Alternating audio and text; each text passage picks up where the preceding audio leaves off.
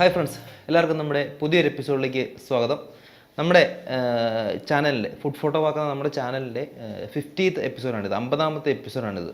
So ഇതൊരു Q&A സെക്ഷനാണ്. നമ്മൾ നേരത്തെ കഴിഞ്ഞ എപ്പിസോഡുകളിലൊക്കെ നമ്മൾ പറഞ്ഞിരുന്നു നമ്മളൊരു Q&A സെക്ഷൻ നമ്മൾ പ്ലാൻ ചെയ്യുന്നുണ്ട്. അതിലേക്ക് നിങ്ങളുടെ ഡൗട്ട്സ്, നിങ്ങളുടെ ഫോട്ടോഗ്രാഫി സംബന്ധമായിട്ടുള്ള നിങ്ങളുടെ സംശയങ്ങൾ അയക്കണമെന്ന് ഒരുപാട് പേർ, ഏകദേശം 28ഓളം ആളുകൾ നമുക്ക് അവരുടെ സംശയങ്ങൾ അയച്ചു തന്നു. അതിൽ നിന്നും സെലക്ട് ചെയ്ത കുറച്ച് ക്വസ്റ്റ്യൻസ്, ഏതാണ്ട് ഒരേ സ്വഭാവമുള്ള കുറച്ച് ക്വസ്റ്റ്യൻസ് ഉണ്ട്. അതിൽ നിന്നും നമ്മൾ സെലക്ട് ചെയ്ത കുറച്ച് ക്വസ്റ്റ്യൻസിന് ഉത്തരങ്ങൾ പറയാൻ ശ്രമിക്കുകയാണ് ഇവിടെ. So welcome to food photo വാക്ക്.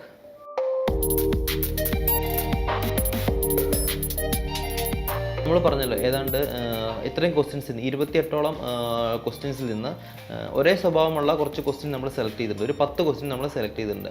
അതിനുള്ള ആൻസറുകളാണ് നമ്മൾ ഇവിടെ പറയുന്നത്. സോ നമുക്ക് ആദ്യത്തെ ക്വസ്റ്റ്യൻ നോക്കാം. എലിസബത്ത് അലക്സ് ആണ് ഫസ്റ്റ് ക്വസ്റ്റ്യൻ ചോദിച്ചിരിക്കുന്നത്. ആ ചോദ്യത്തിനുള്ള ഉത്തരമാണ് നമ്മൾ ആദ്യം പറയുന്നത്. അതായത് ക്യാമറ വാങ്ങുമ്പോൾ അത് ജെനുവിൻ പ്രൊഡക്റ്റ് ആണോ അല്ലെങ്കിൽ ഗ്രേ പ്രൊഡക്റ്റ് ആണോ എന്നുള്ള കാര്യം എങ്ങനെയാണ് അറിയുക, അല്ലെങ്കിൽ അത് ജെനുവിൻ ആയിട്ടുള്ള ഒരു പ്രൊഡക്റ്റാണ് നമുക്ക് കിട്ടുന്നതെന്ന് നമ്മൾ എങ്ങനെയാണ് ഉറപ്പുവരുത്തുക എന്നാണ് ഈ സുഹൃത്ത് ചോദിച്ചിരിക്കുന്നത്. സോ അതിനുള്ള ആൻസർ നമുക്ക് ഫസ്റ്റ് നോക്കാം. ഒന്ന്, ഒരു ഫേക്ക് ആയിട്ടുള്ള ഒരു ഡിസ്കൗണ്ട് അല്ലെങ്കിൽ അൺറിയൽ ആയിട്ടുള്ള നമുക്ക് ഒരു വാവ് എന്നുള്ള രീതിയിൽ തോന്നുന്ന ഒരു ഡിസ്കൗണ്ടിലൂടെ ഒരു പ്രൊഡക്റ്റ് അവതരിപ്പിക്കുകയാണെങ്കിൽ, ഫോർ എക്സാമ്പിൾ ഒരു ക്യാമറ അല്ലെങ്കിൽ എന്തെങ്കിലും ഒരു പ്രൊഡക്റ്റ് ആയിക്കോട്ടെ, ഒരു 70% അല്ലെങ്കിൽ 80% ഡിസ്കൗണ്ട് തന്ന് അവതരിപ്പിക്കുകയാണെങ്കിൽ നമ്മളത് സംശയിക്കേണ്ടിയിരിക്കുന്നു. അതൊരു അൺറിയൽ ആയിട്ടുള്ള ഫേക്ക് ആയിട്ടുള്ള ഒരു പ്രൊഡക്റ്റ് ആവാനായിട്ട് സാധ്യതയുണ്ട്. അതുപോലെ തന്നെ പാക്കിങ്ങിൽ അവരുടെ ബ്രാൻഡഡ് ആയിട്ടുള്ള ഐറ്റംസിൻ്റെ പാക്കിങ് ആയിരിക്കില്ല, അല്ലെങ്കിൽ ചീപ്പായിട്ടുള്ള ഒരു പ്രൊഡക്റ്റ് ഉണ്ട്, പ്ലാസ്റ്റിക്കിനൊന്നും അത്ര ഒരു ക്വാളിറ്റി കാണത്തില്ല. അങ്ങനെ ഒരു പാക്കിങ്ങിലാണ് സംഭവം വരുന്നതെങ്കിൽ അതും ഒരു ഫേക്ക് ആയിട്ടുള്ള ഒരു പ്രൊഡക്റ്റ് ആവാനായിട്ട്, ജെന്യൂൻ ആയിട്ടുള്ള പ്രൊഡക്റ്റ് ആവാൻ സാധ്യതയില്ല, ഫേക്ക് ആയിട്ടുള്ള ഒരു പ്രൊഡക്റ്റ് ആവാനാണ് സാധ്യതയുള്ളത്. അതുപോലെ തന്നെ പ്രധാനമായിട്ട് ശ്രദ്ധിക്കേണ്ട ഒരു കാര്യം, അതിൻ്റെ സീരിയൽ നമ്പർ, ക്യാമറയുടെ നോക്കുകയാണെങ്കിൽ ക്യാമറയുടെ സീരിയൽ നമ്പർ നമുക്ക് വെബ്സൈറ്റിൽ ചെക്ക് ചെയ്യാൻ കഴിയും. അങ്ങനെ ചെക്ക് ചെയ്യുമ്പോൾ നമുക്ക് ഒറിജിനൽ ആയിട്ടുള്ള പ്രൊഡക്റ്റ് ആണെങ്കിൽ നമുക്ക് അവരുടെ വെബ്സൈറ്റിൽ, ഇപ്പോൾ നിക്കോണിൻ്റെ ആണെങ്കിൽ നിക്കോണിൻ്റെ വെബ്സൈറ്റിൽ കയറി സീരിയൽ നമ്പർ അടിച്ചു കൊടുത്ത് നോക്കി കഴിയുമ്പോൾ നമുക്ക് അറിയാൻ കഴിയും ഒറിജിനൽ ആയിട്ടുള്ള പ്രൊഡക്റ്റ് ആണോ എന്ന്. എന്നാൽ ഫേക്ക് പ്രൊഡക്റ്റ് ആണെങ്കിൽ ഈ ഒരു പ്രൊഡക്റ്റിനെ കുറിച്ചുള്ള യാതൊരു ഡീറ്റെയിൽസും തന്നെ ഈ സീരിയൽ നമ്പർ വെച്ച് നമുക്ക് ഐഡൻറ്റിഫൈ ചെയ്യാൻ കഴിയില്ല. അതുപോലെ തന്നെ ചില പ്രൊഡക്റ്റുകളിൽ സീരിയൽ നമ്പർ കാണണമെന്ന് തന്നെ ഇല്ല. പ്രൊഡക്റ്റിൻ്റെ നെയിമിൽ അല്ലെങ്കിൽ പ്രൊഡക്റ്റിൻ്റെ മോഡൽ നമ്പറിലൊക്കെ എന്തെങ്കിലും ചെറിയ സ്പെല്ലിംഗ് മിസ്റ്റേക്കുകളൊക്കെ സാധാരണഗതിയിൽ ഉണ്ടാവാനായിട്ട് സാധ്യതയുണ്ട്. ഉദാഹരണമായിട്ട് നമുക്കറിയാം, നമ്മുടെ നാട്ടിൽ സ്കൂബിഡയുടെ ബാഗുകൾ കുറച്ച് നാളുകൾക്ക് മുമ്പ് സ്കൂബിഡേ എന്ന് പറയുന്ന ഒരു ബ്രാൻഡഡ് കമ്പനിയുടെ ബാഗുകൾ ഉണ്ടായിരുന്നു. എന്നാൽ കുറച്ച് നാൾ കഴിഞ്ഞപ്പോൾ ചില കമ്പനികൾ സ്കൂബി ഡു അല്ലെങ്കിൽ അതിൻ്റെ സ്പെല്ലിംഗ് ഒക്കെ മാറ്റിയും തിരിച്ചുമൊക്കെ ബാഗുകളൊക്കെ ഇറക്കാൻ തുടങ്ങി. അങ്ങനെയുള്ള ചില ഫേക്ക് പ്രോഡക്ട്സ് അവർ അവതരിപ്പിച്ചു. അപ്പോൾ ഇങ്ങനെയുള്ള ചില കാര്യങ്ങളൊക്കെ നോക്കുകയാണെങ്കിൽ നമ്മൾ വാങ്ങുന്ന പ്രൊഡക്റ്റ് ഫേക്ക് പ്രൊഡക്റ്റ് ആണോ അല്ലെങ്കിൽ ജെനുവിൻ ആയിട്ടുള്ള പ്രൊഡക്റ്റ് ആണോ നമ്മൾ വാങ്ങുന്നത് എന്ന് നമുക്ക് അറിയാൻ കഴിയും. അപ്പോൾ ഈ കാര്യങ്ങളൊക്കെ ശ്രദ്ധിക്കുക. ക്വസ്റ്റ്യൻ നമ്പർ 2, ഫെബിൻ എന്ന് പറയുന്ന ആളാണ് ചോദിച്ചിരിക്കുന്നത്. ക്വസ്റ്റ്യൻ ഇവിടെ ഉണ്ട്. അതായത് ക്വസ്റ്റ്യൻ ഇതാണ്: മിറർലെസ് ക്യാമറ എന്ന് പറഞ്ഞാൽ എന്താണ്? ഓക്കെ, അതിനുള്ള ഉത്തരം ഇതാണ്. മിറർലെസ് ക്യാമറ എന്ന് പറഞ്ഞാൽ ആ പേരിൽ തന്നെയുണ്ട് മിറർലെസ്. അതിനകത്ത് ഒരു മിറർ, നമ്മുടെ സാധാരണ DSLR ക്യാമറയ്ക്ക് ഉള്ളിലായിട്ട് സെൻസറിന് മുമ്പിലായിട്ട് ഒരു മിററുണ്ട്. ആ മിററിൽ തട്ടി ലൈറ്റ് അല്ലെങ്കിൽ നമ്മൾ എടുക്കുന്ന സബ്ജക്റ്റിൻ്റെ ഒരു ഇമേജ് നമുക്ക് റിഫ്ലക്റ്റ് ചെയ്തിട്ട് നമുക്ക് വ്യൂ ഫൈൻഡറിലൂടെ കൂടെ കാണുന്നത്, ആ ഒരു വ്യൂ ഫൈൻഡറിൽ കൂടെ കാണുന്നത്, ആ ഇമേജ് നമ്മൾ ഫോട്ടോ എടുക്കുന്നതിന് മുമ്പ് കാണുന്നത് ആ മിററിൽ തട്ടി റിഫ്ലക്റ്റ് ചെയ്ത് വരുന്ന ഒരു ഇമേജാണ് നമ്മൾ കാണുന്നത്. മിറർലെസ് ക്യാമറയിൽ ആ ഇമേജ് നേരിട്ട് തന്നെ സെൻസറിൽ പതിക്കുകയാണ്, ആ മിററില്ല എന്നുള്ളതാണ് പ്രധാനമായിട്ടുള്ള ഒരു വ്യത്യാസം. അതുകൂടാതെ ഒരുപാട് വ്യത്യാസങ്ങളുണ്ട്. പ്രധാന വ്യത്യാസം ഇതാണ്: മിറർലെസ് എന്നതുകൊണ്ട്, മിറർലെസ് എന്ന് പറഞ്ഞാൽ മിററിൽ ഇല്ല, മിറർലെസ്, അതാണ് അതിൻ്റെ പ്രധാന വ്യത്യാസം. കൂടുതലുള്ള കാര്യങ്ങൾ നമ്മളൊരു വീഡിയോയിലൂടെ പറയാനുണ്ട്. മിറർലെസ് ക്യാമറയും ഒരു DSLR ക്യാമറയും തമ്മിലുള്ള പ്രധാനപ്പെട്ട കുറച്ച് വ്യത്യാസങ്ങളുണ്ട്. ആ വ്യത്യാസങ്ങൾ നമുക്കൊരു വീഡിയോയിലൂടെ പറയുന്നതായിരിക്കും നല്ലത്. അങ്ങനെ ഒരു വീഡിയോ നമ്മൾ വരുന്നുണ്ട്. ഇനിയുള്ള കാലം, DSLRൻ്റെ കാലം കഴിഞ്ഞു, മിറർലെസ് ആണ് ഇനി ഉള്ളതെന്നൊക്കെ ഒരുപാട് പേര് പറയുന്നുണ്ട്. അതെന്തായാലും നമ്മൾ ചർച്ചയ്ക്ക് വിടുന്നു. അതിനെക്കുറിച്ചൊന്നും നമ്മൾ ഇപ്പോൾ ഡിസ്കസ് ചെയ്യുന്നില്ല. അപ്പോൾ മിറർലെസ്സിൻ്റെ ഒരു ബേസിക് കൺസെപ്റ്റ് ഇതാണ്: മിറർ ഇല്ലാത്ത ക്യാമറ, അതായത് ഡയറക്റ്റായിട്ട്, മിറർ ഇല്ലാതെ തന്നെ ഡയറക്റ്റായിട്ട് ലെൻസിനുള്ളിലൂടെ വരുന്ന പ്രകാശം അല്ലെങ്കിൽ സബ്ജക്റ്റിൻ്റെ ആ ഇമേജ് നേരെ സെൻസറിലേക്ക് പതിക്കുന്നു. അവിടെ വെച്ചൊരു ഫോട്ടോയായിട്ട് അത് കിട്ടുന്നു. ഇതാണ് മിറർലെസ് എന്നുള്ള ഒരു കൺസെപ്റ്റിൻ്റെ ഒരു ബേസിക്. അടുത്ത ഒരു ക്വസ്റ്റ്യൻ: നിക്കോൺ കൂൾപിക്സ് B500 എന്ന് പറയുന്ന ക്യാമറ കൊള്ളാമോ എന്ന് ഒരാൾ ചോദിച്ചിട്ടുണ്ട്. നിക്കോണിൻ്റെ ഒരു എന്താണ് പറയുക, ഒരു പോയിൻ്റ് ആൻഡ് ഷൂട്ട് വിഭാഗത്തിൽപ്പെടുന്ന ഒരു ക്യാമറയാണ്. ഒരു DSLR ക്യാമറയല്ല, പോയിന്റ് ആൻഡ് ഷൂട്ട് വിഭാഗത്തിൽപ്പെടുന്ന ഒരു ക്യാമറയാണ് നിക്കോൺ കൂൾപിക്സ് 500 എന്ന് പറയുന്ന B500 എന്ന് പറയുന്ന ഈ ക്യാമറ. തീർച്ചയായിട്ടും വളരെ നല്ലൊരു ക്യാമറയാണ്. DSLR അല്ലാതെ ഒരു പോയിന്റ് ആൻഡ് ഷൂട്ട് ക്യാമറകൾ നോക്കുന്ന ഫോട്ടോഗ്രാഫി മാത്രമായിട്ട് നോക്കുന്നവർക്ക് ആണെങ്കിൽ വളരെ നല്ല ഒരു ക്യാമറയാണ് നിക്കോണിൻ്റെ കൂൾപിക്സ് എന്ന് പറയുന്ന ഈ ക്യാമറ. ഇതിൻ്റെ ഏറ്റവും വലിയ പ്രത്യേകത 40x ഒപ്റ്റിക്കൽ സൂമാണ്. അതായത് വളരെ നല്ല രീതിയിൽ തന്നെ അവർ പറയുന്നത് ഏതാണ്ട് 900 mm വരെ സൂമിങ് കിട്ടും എന്നാണ് പറയുന്നത്. വളരെ നല്ല, നിങ്ങൾക്ക് യൂട്യൂബിൽ നോക്കിക്കഴിഞ്ഞാൽ അതിൻ്റെ സൂമിങ് ക്വാളിറ്റി ചെക്ക് ചെയ്യുന്ന ടെസ്റ്റുകൾ ഉണ്ട്. പിക്ചർ ക്വാളിറ്റി ടെസ്റ്റ് ചെയ്യുന്ന ടെസ്റ്റുകളുണ്ട്, വീഡിയോ ക്വാളിറ്റി ടെസ്റ്റ് ചെയ്യുന്ന ഒരുപാട് വീഡിയോസ് യൂട്യൂബിൽ അവൈലബിൾ ആണ്.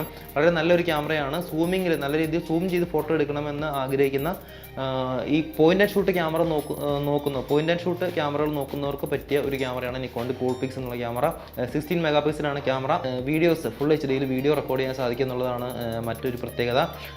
3 ഇഞ്ചിൻ്റെ ഒരു LCD സ്ക്രീൻ ക്യാമറയ്ക്കുണ്ട്. ബാറ്ററി ലൈഫ് നോക്കുകയാണെങ്കിൽ ഏതാണ്ട് ഒറ്റ റീചാർജിങ്ങിൽ ഏതാണ്ട് 600 ഷോട്ട്സ് വരെ എടുക്കാനായിട്ട് സാധിക്കും. അപ്പർച്ചർ നോക്കുകയാണെങ്കിൽ f3 to 6.3 ആണെന്ന് തോന്നുന്നു. f3 to 6.3 വരെ അപ്പർച്ചർ ഓപ്പണിംഗ് ഉള്ള ഒരു ക്യാമറയാണ്. വളരെ മികച്ച ഒരു ക്യാമറയാണ് നിക്കോൺ കൂൾപിക്സ് B500 എന്ന് തന്നെ പറയാൻ കഴിയും. പിന്നെ ശ്രദ്ധിക്കേണ്ട ഒരു കാര്യം, ലെൻസ് മാറ്റിയിട്ട് ഫോട്ടോ എടുക്കാൻ കഴിയില്ല. ഒരു സാധാരണ പോയിന്റ് ആൻഡ് ഷൂട്ട് ക്യാമറകൾ ഉപയോഗിക്കുന്ന രീതിയിൽ ഉപയോഗിക്കാൻ പറ്റുന്ന ഒരു കോമ്പാക്റ്റ് ക്യാമറ തന്നെയാണിത്. അടുത്ത ഒരു ക്വസ്റ്റ്യൻ മൊബൈൽ ഫോട്ടോഗ്രാഫിയെ സംബന്ധിച്ചുള്ള ഒരു ക്വസ്റ്റ്യനാണ്. നമ്മൾ മൊബൈൽ ഫോട്ടോഗ്രാഫിയെ കുറിച്ച് 3 വീഡിയോകളാണ് ചെയ്തിട്ടുള്ളത്. അതായത് വീഡിയോസ് കാണാത്തവരുണ്ടെങ്കിൽ ഇവിടെയുള്ള ലിങ്കിൽ ക്ലിക്ക് ചെയ്യുക, കാണുക. അപ്പോൾ ഈ ക്വസ്റ്റ്യൻ ഇതാണ്: മൊബൈൽ ഫോണിൽ അപ്പർച്ചറും ഷട്ടർ സ്പീഡും ISO ഒക്കെ സെറ്റ് ചെയ്തിട്ട് ഫോട്ടോ എടുക്കാനായിട്ട് സാധിക്കുമോ എന്നുള്ളതാണ് ഒരു ക്വസ്റ്റ്യൻ. വെറൈറ്റി തിങ്സ് എന്നുള്ള ഒരു യൂട്യൂബ് ചാനലാണ് ചോദിച്ചിരിക്കുന്നത്. അതുപോലെ തന്നെ മൊബൈലിൽ പ്രോ മോഡ് എങ്ങനെയാണ് യൂസ് ചെയ്യാൻ പറ്റുക, പ്രൊഫഷണൽ മോഡ് എങ്ങനെയാണ് യൂസ് ചെയ്യാൻ പറ്റുക എന്നുള്ളത് ചോദിച്ചിട്ടുണ്ട്. ഇത് ഓരോ ഫോണിനെയും അടിസ്ഥാനപ്പെടുത്തിയിരിക്കും. എല്ലാ ഫോണിലും ഈ പ്രോ മോഡ് കാണണം എന്നില്ല. എന്നാൽ ഇപ്പോൾ ഇറങ്ങുന്ന ഒരു 10,000 രൂപയുടെ മേലിലുള്ള മിക്ക ഫോണുകളിലും ഈ പ്രോ മോഡ് ഉണ്ട്. പ്രോ മോഡിൽ നമുക്ക് ISO, ഷട്ടർ സ്പീഡ്, അപ്പർച്ചർ തുടങ്ങിയ എല്ലാ ഘടകങ്ങളും തന്നെ അഡ്ജസ്റ്റ് ചെയ്യാനും അത് സെറ്റിങ്സ് മാറ്റി നമുക്ക് വേരിയസ് സെറ്റിങ്സിൽ DSLR ക്യാമറയിൽ എങ്ങനെയാണോ മാനുവൽ മോഡിൽ അപ്പർച്ചറും ISOയും ഷട്ടർ സ്പീഡ് സെറ്റ് ചെയ്ത് ഫോട്ടോ എടുക്കുന്നത്, അതുപോലെ തന്നെ ഈ ഒരു പ്രോ മോഡിലേക്ക് മാറ്റിയിട്ട് കഴിഞ്ഞാൽ മൊബൈൽ ഫോണിലും ഇങ്ങനെ സെറ്റിങ്സ് മാറ്റി ഫോട്ടോ എടുക്കാനായിട്ട് സാധിക്കും. ഓരോ കണ്ടീഷനിലും ഓരോ സാഹചര്യത്തിലും നമുക്ക് ഏത് സെറ്റിങ്സാണ്, ഏത് അപ്പർച്ചർ സെറ്റിംഗ് ആണ് വേണ്ടത് എന്ന് നോക്കിയിട്ട് അതനുസരിച്ചിട്ട് ഫോട്ടോ എടുക്കാനായിട്ട് സാധിക്കും എന്നുള്ളതാണ് ഈ പ്രോ മോഡിൻ്റെ ഏറ്റവും ഒരു അഡ്വാൻറ്റേജ് അല്ലെങ്കിൽ ഏറ്റവും വലിയൊരു പ്രത്യേകത എന്ന് പറയാനുള്ളത്. അടുത്ത ക്വസ്റ്റ്യൻ വളരെ ഇൻട്രസ്റ്റിംഗ് ആയിട്ടുള്ള ഒരു ക്വസ്റ്റ്യനാണ്. ചോദിച്ചിരിക്കുന്ന ആളുടെ പേര് കണ്ടില്ലേ, കോമൺ മാൻ ചോദിച്ചിരിക്കുന്നു. ഫോട്ടോഗ്രാഫി എബിലിറ്റി എങ്ങനെ ഇൻക്രീസ് ചെയ്യാം അല്ലെങ്കിൽ എങ്ങനെ കൂട്ടാം എന്നുള്ളതാണ് അദ്ദേഹത്തിൻ്റെ ചോദ്യം. കോമൺ മാൻ എല്ലാവരും ചോദിക്കുന്ന ഒരു ചോദ്യമാണ്, ഫോട്ടോഗ്രാഫി എബിലിറ്റി എങ്ങനെ കൂട്ടാം, ഫോട്ടോഗ്രാഫിയുടെ ഒരു നമുക്ക് നല്ല രീതിയിൽ ചിത്രങ്ങൾ എടുക്കാനായിട്ട് എന്തൊക്കെയാണ് ചെയ്യേണ്ടത് എന്നുള്ള ചില കാര്യങ്ങൾ. ഇതിൽ എനിക്ക് പറയാനുള്ള ഒരു ഉത്തരം അല്ലെങ്കിൽ പറയാനുള്ള ഒരു കാര്യം, കൂടുതൽ ഫോട്ടോഗ്രാഫിയെക്കുറിച്ച് നമ്മൾ പഠിക്കുക അല്ലെങ്കിൽ ഫോട്ടോഗ്രാഫി അറിയുക, നല്ല നല്ല ഫോട്ടോസ് കാണുക. എന്തൊക്കെയാണെങ്കിലും ഫോട്ടോഗ്രാഫി എന്ന് പറയുന്നത് ഒരു കലയാണ്. അതിനകത്ത് കുറച്ച് ഒരു ക്രിയേറ്റിവിറ്റി കൂടി ഉണ്ടെങ്കിൽ മാത്രമേ നമുക്ക് നല്ല രീതിയിലൊരു ഔട്ട്പുട്ട് നമുക്ക് കിട്ടത്തുള്ളൂ എന്നുള്ളതാണ് മറ്റൊരു കാര്യം. അടുത്തായിട്ട് നമുക്ക് വന്ന ഒരു ക്വസ്റ്റ്യൻ, മൊബൈൽ മാക്രോ ലെൻസിനെ കുറിച്ച് ഒരു വീഡിയോ ചെയ്യാമോ എന്നുള്ളതാണ്. മൊബൈൽ മാക്രോ ലെൻസിനെ കുറിച്ച് നമ്മൾ ഒരു വീഡിയോ ചെയ്യുന്നുണ്ട്. അതിന് മുന്നോടിയായിട്ടൊരു മൊബൈൽ മാക്രോ ലെൻസ് നമ്മളൊരു റിവ്യൂവിന് വേണ്ടിയിട്ട് ചോദിച്ചിട്ടുണ്ട്. ആ ഒരു ലെൻസ് നമുക്ക് കിട്ടുകയാണെങ്കിൽ നമുക്ക് വീഡിയോ ചെയ്യാനായിട്ട് ശ്രമിക്കാം. അല്ലെങ്കിൽ തന്നെ എന്തായാലും മാക്രോ ലെൻസിനെ കുറിച്ചൊരു വീഡിയോ നമുക്ക് എന്തായാലും നിങ്ങൾക്ക് ഈ ചാനലിൽ പ്രതീക്ഷിക്കാം ഉടനെ തന്നെ. കാരണം ഒരുപാട് പേര് നമ്മുടെ അടുത്ത് ചോദിക്കുന്നുണ്ട് മാക്രോ ലെൻസ് എങ്ങനെയാണ് മൊബൈലിൽ യൂസ് ചെയ്യുന്നത്, അല്ലെങ്കിൽ ഈ ലെൻസ് യൂസ് ചെയ്താൽ നല്ല രീതിയിലുള്ള ഒരു ഔട്ട്പുട്ട് കിട്ടുമോ എന്നൊക്കെ ചോദിക്കുന്നുണ്ട്. ഇനിയിപ്പോൾ നമുക്ക് റിവ്യൂ കൊണ്ട് കിട്ടിയില്ലെങ്കിലും നമുക്ക് ഒരു മാക്രോ ലെൻസ് വാങ്ങി തന്നെ നിങ്ങൾക്ക് മുന്നിലേക്ക് ഒരു മാക്രോ ലെൻസിൻ്റെ റിവ്യൂ ഞാൻ എത്തിക്കാനായിട്ട് ശ്രമിക്കുന്നതാണ്. അടുത്തൊരു ക്വസ്റ്റ്യൻ ചോദിച്ചിരിക്കുന്നത് അൻസാർ മക്ക ഇങ്ങപ്പുഴ.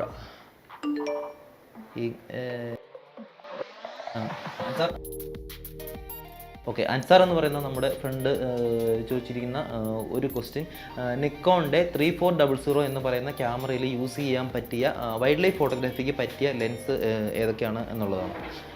ഒബിയസ്ലി ആദ്യം തന്നെ ഒരു കാര്യം പറയാം, നിക്കോണിൻ്റെ 3400 എന്ന് പറയുന്ന ഒരു എൻട്രി ലെവൽ DSLR ക്യാമറയാണ്. വൈൽഡ് ലൈഫിന് യൂസ് ചെയ്യാൻ പറ്റുന്ന ലെൻസുകൾ നല്ലത് നോക്കുന്നത് ഒരു ഫുൾ ഫ്രെയിം ക്യാമറയിലേക്ക് പറ്റുന്ന ലെൻസുകളാണെങ്കിൽ ഒരുപാട് വെറൈറ്റീസ് ഉണ്ട്. എന്നാലും ഇതിലും ഉപയോഗിക്കാൻ പറ്റുന്ന ലെൻസുകളുണ്ട്, ഇല്ല എന്നല്ല. വൈൽഡ് ലൈഫ് ഫോട്ടോഗ്രാഫിക്ക് പറ്റിയ ലെൻസ് എന്ന് നോക്കുന്ന ലെൻസുകളാണെങ്കിൽ ഒരുപാട് ഫോക്കൽ ലെങ്ത് കൂടിയ ഏതാണ്ട് 400-600 mm ഒക്കെ ഫോക്കൽ ലെങ്ത് ഉള്ള ലെൻസുകൾ തന്നെ നമുക്ക് വേണ്ടി വരും. എന്നാൽ ചില ലെൻസുകൾ അല്ലെങ്കിൽ നിക്കോൺ 3400 യൂസ് ചെയ്യാൻ പറ്റിയ കുറച്ച് ലെൻസുകൾ ഉള്ളത് നിക്കോണിൻ്റെ തന്നെ ലെൻസുകൾ 70-300 mm ലെൻസ് ഉണ്ട്. അതുപോലെ തന്നെ 55-200 mm ലെൻസ് വരുന്നുണ്ട്. ഇനിയിപ്പോൾ കുറച്ചും കൂടെ ഫോക്കൽ ലെങ്ത് കൂടിയ ലെൻസ് നോക്കുകയാണെങ്കിൽ സിഗ്മയുടെ 150-600 mm വരുന്ന ഒരു ലെൻസ് ഉണ്ട്. ടാമറോണിൻ്റെ 100-400 mm വരുന്ന ലെൻസ് ഉണ്ട്. f4.5-6.3 അപ്പർച്ചർ വരുന്ന ഒരു ലെൻസ് ഉണ്ട്. അതുപോലെ തന്നെ ഫിക്സഡ് അപ്പർച്ചർ ഉള്ള നിക്കോണിൻ്റെ തന്നെ ലെൻസ് ഉണ്ട്. 70-200 mm ആണെന്ന് തോന്നുന്നു. 70-200 mm വരുന്ന ഒരു ലെൻസ് ഉണ്ട്. ഫിക്സഡ് അപ്പർച്ചർ f2.8 അപ്പർച്ചർ വരുന്ന ഒരു ലെൻസ് ഉണ്ട്. ഇതൊക്കെ തന്നെയും വൈൽഡ് ലൈഫ് ഫോട്ടോഗ്രാഫിക്ക് പറ്റിയ ലെൻസുകളാണ്. 200 mm മുകളിലേക്കുള്ള ലെൻസുകളായിരിക്കും കുറച്ചും കൂടെ നല്ലത് വൈൽഡ് ലൈഫ് ഫോട്ടോഗ്രാഫിക്ക്. അതുപോലെ തന്നെ ബേഡിംഗ് ഒക്കെ ചെയ്യാനായിട്ട് കുറച്ചും കൂടെ നല്ല ലെൻസുകൾ ഇതൊക്കെയാണ്. അടുത്തായിട്ട് സംഗീത് രാമേന്ദ്രൻ ചോദിച്ചിരിക്കുന്ന ഒരു ക്വസ്റ്റ്യൻ ആണ്, നിക്കോൺ വേണോ കാനോൺ വേണോ എന്നുള്ള നമ്മുടെ ഒരു വീഡിയോ നമ്മൾ നേരത്തെ ചെയ്തിരുന്നു. പുള്ളിക്കും ഏതാണ്ട് അതേ സംശയം തന്നെയാണുള്ളത്, ഫുൾ കൺഫ്യൂഷൻ. അതായത് നിക്കോണിൻ്റെ 5600 വാങ്ങണോ അതോ കാനോണിൻ്റെ 200D വാങ്ങണോ എന്നുള്ള ഒരു കാര്യം. ഇതിനെക്കുറിച്ച് ഇനിയിപ്പോൾ ഞാൻ പറയാത്തതായിട്ട് എല്ലാ വീഡിയോയിലും തന്നെ നമ്മൾക്ക് വരുന്നൊരു ചോദ്യമാണ്. ഞാൻ പരമാവധി അപ്പോൾ തന്നെ ഇതിന് ആൻസർ ചെയ്യാൻ ശ്രമിക്കാറുണ്ട്. ബ്രാൻഡുകൾ തമ്മിൽ കമ്പയർ ചെയ്യാതെ മോഡലുകൾ തമ്മിൽ കമ്പയർ ചെയ്യുക. രണ്ട് ബ്രാൻഡ് നല്ല ബ്രാൻഡുകളാണ്. കാനോണിൻ്റെ 200D വളരെ നല്ലൊരു ക്യാമറയാണ്. വീഡിയോ ഫീച്ചേഴ്സിൻ്റെ കാര്യത്തിൽ അല്ലെങ്കിൽ വീഡിയോയുടെ ക്വാളിറ്റിയുടെ കാര്യത്തിലൊക്കെ നല്ല രീതിയിൽ തന്നെ വീഡിയോ എടുക്കാൻ പറ്റുന്ന ഒരു ക്യാമറയാണ് കാനോണിൻ്റെ 200D. ചിത്രങ്ങളും മോശമല്ല. എന്നാൽ അതിനോടൊപ്പം തന്നെ അതിനോട് കിടപിടിക്കുന്ന രീതിയിലുള്ള ഒരു ക്യാമറയാണ് നിക്കോണിൻ്റെ D5600 എന്ന് പറയുന്ന ക്യാമറ. ഡൈനാമിക് റേഞ്ചിൻ്റെ കാര്യത്തിൽ, അതുപോലെ തന്നെ പിക്ചർ ക്വാളിറ്റിയുടെ കാര്യത്തിൽ, ലെൻസിൻ്റെ ക്വാളിറ്റിയുടെ കാര്യത്തിൽ, അതിൻ്റെ മേക്കിങ്ങിൻ്റെ കാര്യത്തിൽ, ഡിസൈൻ്റെ കാര്യത്തിലെല്ലാം വളരെ നല്ല ഒരു ക്യാമറയാണ് നിക്കോണിൻ്റെ D5600 എന്ന് പറയുന്ന ക്യാമറ. മോഡലുകൾ തമ്മിൽ കമ്പയർ ചെയ്ത് നോക്കുക, കൂടുതൽ വായിക്കുക. അപ്പോൾ നിങ്ങളുടെ ആവശ്യത്തിന് എന്താണോ പറ്റുന്നത് ആ ക്യാമറ സെലക്ട് ചെയ്യുക എന്നുള്ളതാണ്. അടുത്തൊരു ക്വസ്റ്റ്യൻ ചോദിച്ചിരിക്കുന്നത് അനീഷ് നാരായണനാണ്. എങ്ങനെയാണ് ബാക്ക്ഗ്രൗണ്ട് ബ്ലർ ചെയ്ത് ഫോട്ടോ എടുക്കുന്നത്, അല്ലെങ്കിൽ എങ്ങനെയാണ് ഫോട്ടോയിൽ ബാക്ക്ഗ്രൗണ്ട് ബ്ലർനെസ് കിട്ടുന്നത് എന്നുള്ളതാണ്. നമ്മൾ നേരത്തെ എന്താണ് അപ്പർച്ചർ എന്ന് പറഞ്ഞിട്ട് ഒരു വീഡിയോ ചെയ്തിരുന്നു. അപ്പർച്ചർ എങ്ങനെയാണ് സെറ്റ് ചെയ്യുന്നത്, അല്ലെങ്കിൽ അപ്പർച്ചർ എന്നതുകൊണ്ട് എന്താണ് അതിൻ്റെ സിഗ്നിഫിക്കൻസ് എന്ന് പറഞ്ഞിട്ടൊരു വീഡിയോ നമ്മൾ ചെയ്തിരുന്നു. കാണാത്തവരുണ്ടെങ്കിൽ കാണുക. നമുക്ക് ലിങ്ക് നമ്മുടെ ഡിസ്ക്രിപ്ഷനിൽ കൊടുത്തിട്ടുണ്ട്. അതായത് ക്യാമറയുടെ അപ്പർച്ചർ സെറ്റിംഗ് ആണ് ബാക്ക്ഗ്രൗണ്ട് ബ്ലർനെസ് കിട്ടുന്നത്, അല്ലെങ്കിൽ ഒരു ബൊക്കെ എഫക്റ്റ് കിട്ടുന്നതിന് നമ്മളെ സഹായിക്കുന്നത്. ഡെപ്ത് ഓഫ് ഫീൽഡ് എന്നാണ് ഇതിൻ്റെ ഒരു സയൻറ്റിഫിക്കലി അല്ലെങ്കിൽ ഇതിൻ്റെ ഒരു ടെക്നിക്കൽ ടേം യൂസ് ചെയ്യുന്നത്. ലെൻസുകൾ തമ്മിൽ അഡ്ജസ്റ്റ് ചെയ്ത് അതിൻ്റെ ബാക്ക്ഗ്രൗണ്ട്, നമ്മുടെ സബ്ജക്റ്റും ബാക്ക്ഗ്രൗണ്ടും തമ്മിലുള്ള ഡിസ്റ്റൻസ് എത്രത്തോളം ഉണ്ടോ അതനുസരിച്ചിട്ടിരിക്കും. അല്ലെങ്കിൽ ക്യാമറയുടെ ലെൻസ്, ക്യാമറയുടെ സെൻസറിൻ്റെ പൊസിഷനും നമ്മുടെ സബ്ജക്റ്റും തമ്മിലുള്ള ഡിസ്റ്റൻസ് എത്രത്തോളം ഉണ്ടോ അതനുസരിച്ചിരിക്കും. അങ്ങനെ പല കാര്യങ്ങളും ഈ ബാക്ക്ഗ്രൗണ്ട് ബ്ലറിന് അല്ലെങ്കിൽ ഈ ബൊക്കെ എന്നുള്ള ഒരു എഫക്റ്റിനെ ആശ്രയിച്ചിരിക്കും. ഇതിനെക്കുറിച്ച് വിശദമായി തന്നെ നമ്മൾ ആ വീഡിയോയിൽ ചെയ്തിട്ടുണ്ട്. എന്താണ് അപ്പർച്ചർ എന്ന് പറയുന്ന ഒരു വീഡിയോയിൽ ചെയ്തിട്ടുണ്ട്, കാണുക. ഇനി കൂടുതൽ പറഞ്ഞാൽ അത് വിരസമാകും. സോ അതുകൊണ്ട് ആ വീഡിയോ ദയവായിട്ട് കാണുക. അപ്പർച്ചർ എങ്ങനെയാണ് സെറ്റ് ചെയ്യേണ്ടത്, അല്ലെങ്കിൽ ഓരോ അപ്പർച്ചർ സെറ്റിങ്സിലും ബാക്ക്ഗ്രൗണ്ട് ബ്ലറിൽ എന്തൊക്കെ വ്യത്യാസങ്ങളാണ് വരുന്നത് എന്ന് നമ്മൾ ആ വീഡിയോയിൽ കൃത്യമായി പറഞ്ഞിട്ടുണ്ട്. കാണുമെന്ന് വിശ്വസിക്കുന്നു. അടുത്തൊരു ക്വസ്റ്റ്യൻ ചോദിച്ചിരിക്കുന്നത് പ്രതിൻ NK ആണ്. What about Olympus EM10 Mark III? Olympus എന്ന് പറയുന്ന ഒരു ബ്രാൻഡ് നമ്മുടെ നാട്ടിലേക്ക് അങ്ങനെ വന്നിട്ടില്ല. അറിയാവുന്നവർ ഉണ്ടാവും, എന്നാലും എല്ലാവർക്കും അത്ര പരിചിതമായിട്ടുള്ള ഒരു ബ്രാൻഡല്ല ഒളിമ്പസ് എന്ന് പറയുന്ന ഒരു ബ്രാൻഡ്. ഒളിമ്പസിൻ്റെ EM10 Mark III എന്ന് പറയുന്ന ഒരു ക്യാമറയുണ്ട്. വളരെ മികച്ച ഒരു ക്യാമറയാണ്, നല്ല റിവ്യൂ ആണ്. ഇപ്പോൾ കമ്പയർ ചെയ്യുകയാണെങ്കിൽ നമ്മുടെ നിക്കോണിൻ്റെ D5600 എന്ന് പറയുന്ന ക്യാമറയുടെ ഏകദേശം സ്പെസിഫിക്കേഷൻ വരുന്ന ഒരു ക്യാമറയാണ്. ഇതിനെക്കുറിച്ച് നമുക്ക് ചില കാര്യങ്ങൾ നോക്കാം. ഒളിമ്പസിന് തന്നെ നേരത്തെ ഉണ്ടായിരുന്ന ഒരു ക്യാമറ ഉണ്ടായിരുന്നു, Mark II, അതായത് ഇതേ മോഡൽ നമ്പർ വരുന്ന Mark II. അതിൻ്റെ കുറച്ച് മാറ്റങ്ങൾ വരുത്തി ഇറക്കിയ ക്യാമറയാണ് ഒളിമ്പസ് EM10 Mark III എന്ന് പറയുന്ന ക്യാമറ. 16 മെഗാപിക്സലാണ് ക്യാമറ. 4K റെക്കോർഡിങ്ങിൽ ഷൂട്ട് ചെയ്യാൻ സാധിക്കുക എന്നുള്ളതാണ് മറ്റൊരു അഡ്വാൻറ്റേജ്.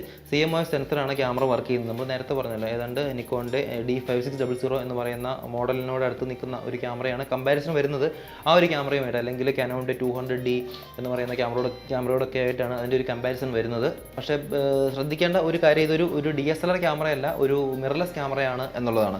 വളരെ നല്ല ഫീച്ചേഴ്സാണ്, വളരെ നല്ല റിവ്യൂ ആണ് ഉള്ളത്. 5 ആക്സിസ് ഇമേജ് സ്റ്റെബിലൈസേഷൻ ഉണ്ട്. ഇത്രത്തോളം കാര്യങ്ങളൊക്കെയാണ് ഇതിനെക്കുറിച്ച് പറയാനുള്ളത്. വില ഏകദേശം എനിക്ക് തോന്നുന്നു 65,000 അത്രയും വരുന്ന ഒരു ക്യാമറയാണ്. സോണിയുടെ മിറർലെസ് ക്യാമറയുടെ അടുത്ത് ഒക്കെ ഒരു പ്രൈസ് റേഞ്ചിൽ ഏകദേശം അത്രയും വരുന്ന ഒരു ക്യാമറയാണ്.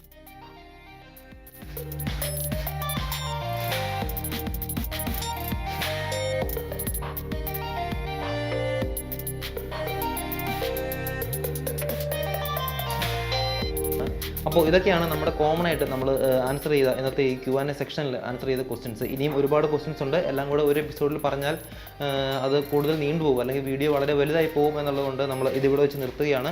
സോ നിങ്ങൾക്ക് ഇനിയും നിങ്ങളുടെ ഡൗട്ട്സ് എന്തെങ്കിലും ഉണ്ടെങ്കിൽ നമ്മുടെ ചാനലിലേക്ക് എഴുതി ചോദിക്കാം. നമ്മുടെ വാട്സപ്പ് നമ്പർ 7012377824 എന്നുള്ള ഈ നമ്പറിലേക്ക് നിങ്ങളുടെ ക്വസ്റ്റ്യൻസ് അയച്ചു തരാം. അല്ലെങ്കിൽ നമ്മുടെ ഏതെങ്കിലും ഒരു വീഡിയോയുടെ കമൻറ്റിൽ നിങ്ങൾക്ക് ക്വസ്റ്റ്യൻസ് കമൻ്റായിട്ട് രേഖപ്പെടുത്താം. സോ നമ്മുടെ ഈ വീഡിയോ ഇഷ്ടപ്പെട്ടാൽ ലൈക്ക് ചെയ്യുക, ഷെയർ ചെയ്യുക, സപ്പോർട്ട് ചെയ്യുക. നമ്മുടെ ചാനൽ സബ്സ്ക്രൈബ് ചെയ്യുക. നമ്മുടെ വീഡിയോ കാണുന്ന ഒരുപാട് ആളുകൾ നമ്മുടെ ചാനൽ സബ്സ്ക്രൈബ് ചെയ്യാത്തവരുണ്ട്. അപ്പോൾ ചാനൽ സബ്സ്ക്രൈബ് ചെയ്യുക. Bye for now, stay tune and this is food photo walk.